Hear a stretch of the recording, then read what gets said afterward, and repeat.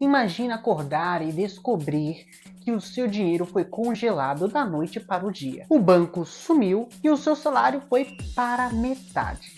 Na internet todo mundo diz: compre Bitcoin, confie no código, ou seja, seja livre.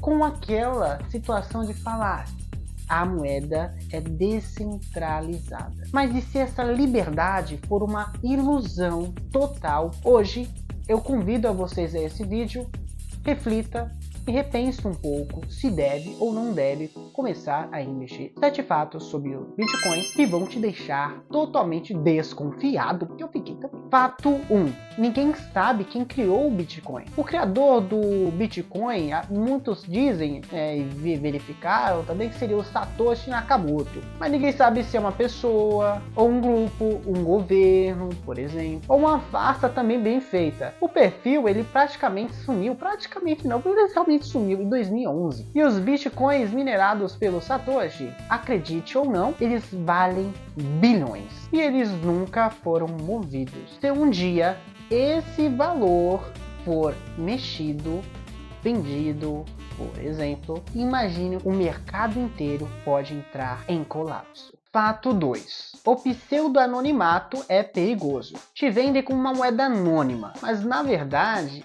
tudo é rastreável dentro da blockchain. Cada transação é pública. E se o endereço for ligado a você, o sigilo acabou. Por exemplo, exchange, ou seja, operadoras autorizadas, entre aspas, mas autorizadas, elas fazem essa troca, mas elas pedem um CPF, uma selfie, um comprovante. Hackers invadem, imagina. E não tô falando besteira, vou colocar alguma notícia aqui que eu achar, vou colocar agora para vocês verem. E governos também monitoram.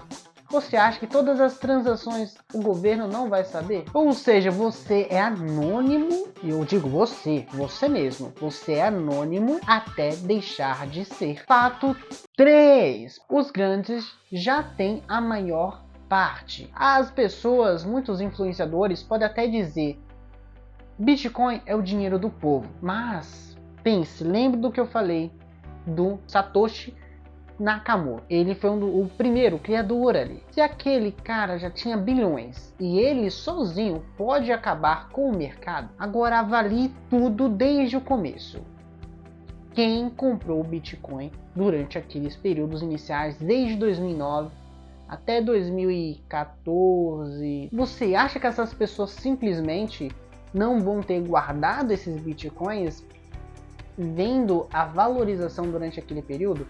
Claro, aquele Bitcoin antes valia menos de $0,01, ou seja, ele custava praticamente nada, mas subiu tanto, valorizou tanto que mudou a visão total das pessoas com relação a ele. Mas, como eu falei, se uma pessoa pode causar isso, agora pense, quantos por cento estão nas mãos dos maiores investidores de Bitcoin? Se você pesquisasse, como eu pesquisei, cerca de 2% dos endereços controlam até 90% dos Bitcoins existentes. Isso é infinitamente mais concentrado do que um banco tradicional.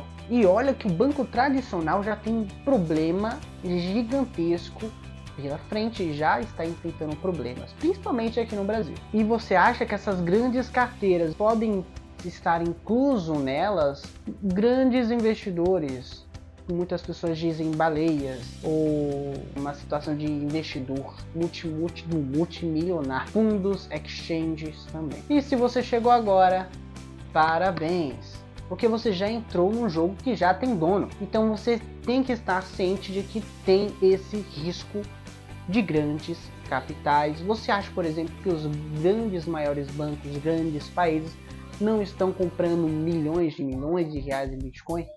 Você acha que não? Fato 4. Quem dizia que era golpe, agora compra. Você pode olhar dessa forma, pode olhar de outra forma, mas eu vejo que é algo a se pensar. Você lembra de notícias falando que os grandes bancos estão relatando que é uma grande pirâmide, sendo que tem tantas pirâmides dentro do governo, não é mesmo? O golpe, moeda de bandido, imagina, moeda de bandido. Hoje estão investindo bilhões, criando ETFs, como vou colocar aqui na tela, que foram aprovados recentemente, principalmente pelos Estados Unidos, e tentando, claro, como sempre, que é o governo, né, tentando regular tudo que você pode imaginar. Regular. Eles não odeiam o jogo, essa é a verdade. Eles não odeiam. Eles odeiam não ser dono do cassino.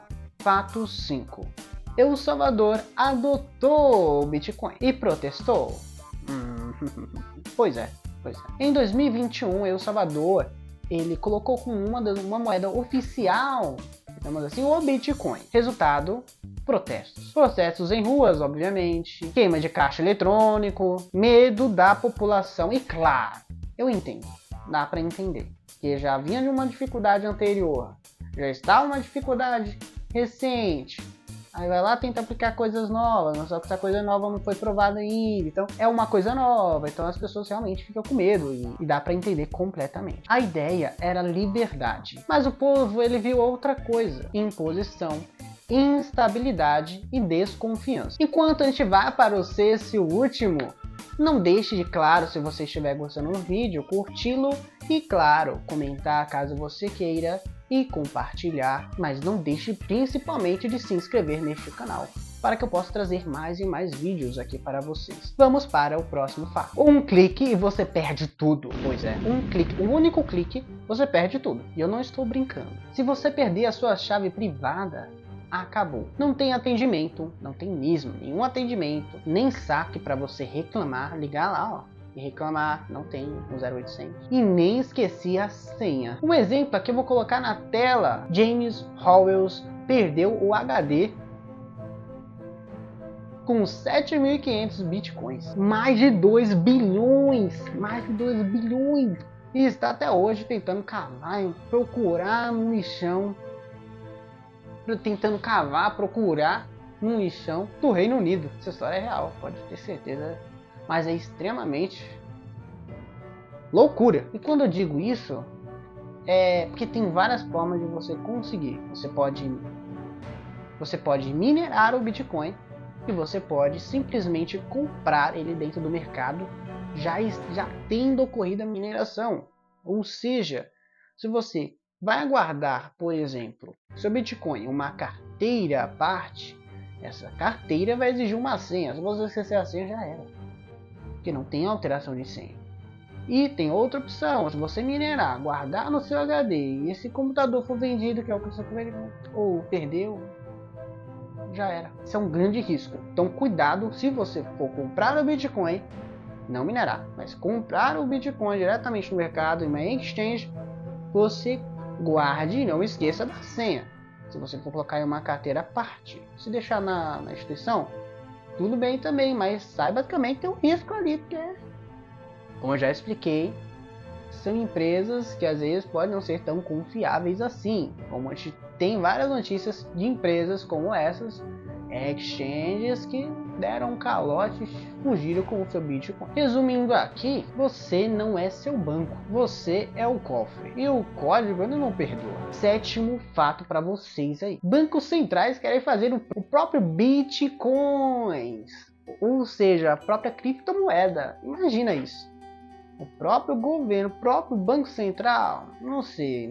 Ou seja, o Bitcoin nasceu, pelo menos é idealizado dessa forma, as pessoas pensam que foi dessa forma, por ele ser descentralizado, contra o sistema. Mas agora o sistema quer criar o seu próprio. Isso não é estranho? Moedas digitais estatais como CDBCs estão sendo testadas no Brasil, Estados Unidos, China. Com elas, o Estado pode limitar ou até cancelar qualquer transação. Muitas pessoas falam que é uma moeda digital. Você pode considerar dessa forma, mas existe alguma diferença? Não sei. Fica no ar aqui. E claro, eles vão falar, isso é inovação.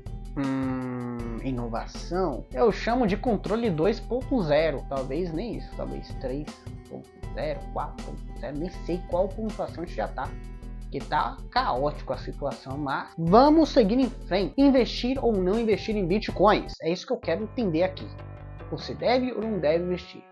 Na prática, considere o que eu disse, mas considere também outras situações que são mais pró-Bitcoin, além do que eu citei que seja contra o Bitcoin. Avalie as duas, qualquer dia eu trago os prós e vocês fazem a comparação também, não tem problema algum. Eu, por exemplo, vou deixar para o próximo vídeo. Será que eu tenho? Será que eu não tenho?